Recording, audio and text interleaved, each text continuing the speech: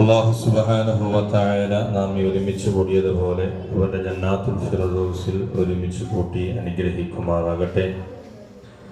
നാം ഒരുമിച്ച് കൂടിയത് അല്ലാഹുവിൻ്റെ വജ്ഹ് ഉദ്ദേശിച്ചുകൊണ്ടാണ്. ഇനി നമ്മുടെ മുമ്പിലേക്ക് വരുന്നത് ഏറ്റവും പ്രിയപ്പെട്ട, ഏറ്റവും ബഹുമാനപ്പെട്ട ഒരു ദിവസമാണ്. അതായത് അറഫ ദിനം. നാളെ യൗമു തർവിയ എന്ന് പറയും, ദുൽഹിജ്ജ 8. നാളെ നോമ്പ് നോക്കൽ സുന്നത്തുണ്ട്. അതുപോലെ മറ്റന്നാള് അറഫ ദിവസം, വ്യാഴാഴ്ചയും വെള്ളിയാഴ്ചയും. അറഫ ദിവസം ആരെങ്കിലും നോമനുഷ്ഠിച്ചാൽ 2 വർഷത്തെ പാപം കൊടുക്കും. ഒന്ന് കഴിഞ്ഞു പോയത്, പിന്നൊന്ന് വരാനിരിക്കുന്നത്. അപ്പോൾ ഒരു വർഷത്തേക്ക് എന്തായി?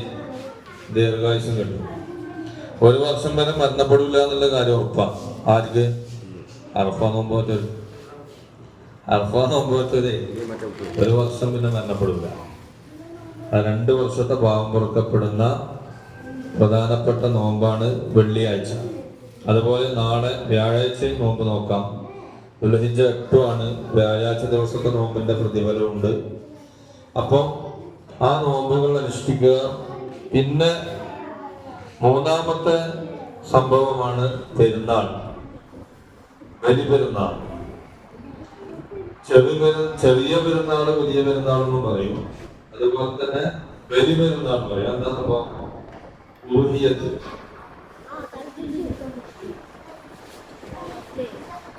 നല്ലോണം ബീഫ് തിന്നുന്നത് പെരുന്നാളാണ്, വലിയ പെരുന്നാൾ അല്ലെ? ആടിനെയും പോത്തിനെയും മൂലിനൊക്കെ എന്ത് ചെയ്യും?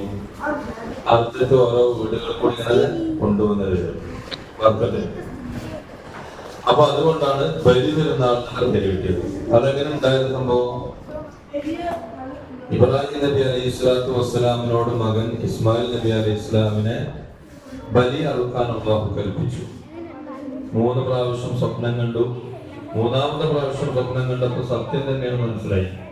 ബലി അറുക്കാൻ കൊണ്ടുപോയി, സുന്ദരനാക്കി കൊണ്ടുപോയി.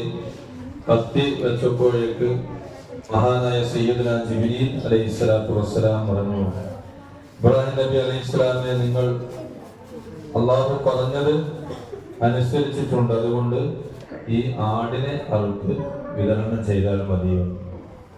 അങ്ങനെയാണ് ആടിനെ അറുത്ത് വിതരണം ഉണ്ടായത്. അങ്ങനെ ആദ്യത്തെ ഉലുഹിയ്യത്ത് കർമ്മം നടന്നു. അന്ന് മുതൽ ഇന്ന് വരെ ഉലുഹിയ്യത്ത് കർമ്മമുണ്ട്. ബലിയർക്കൽ, കുർബാന, പല സംഭവം, പല പേരും പറയും. അപ്പോ ആ കർമ്മവും പ്രധാനപ്പെട്ട കർമ്മമാണ്. അന്ന് മുതൽ 3 ദിവസം വരെ അറക്കാം. ശനി, ഞായർ, തിങ്കൾ, ചൊവ്വ. തശ്രീഖിന്റെ 3 ദിവസങ്ങൾ. അതുവരെയും ഓരോ നിസ്കാരം കഴിഞ്ഞാൽ എന്തുണ്ട്? അല്ലാഹു അക്ബർ, അല്ലാഹു അക്ബർ, അല്ലാഹു അക്ബർ, ലാ ഇലാഹ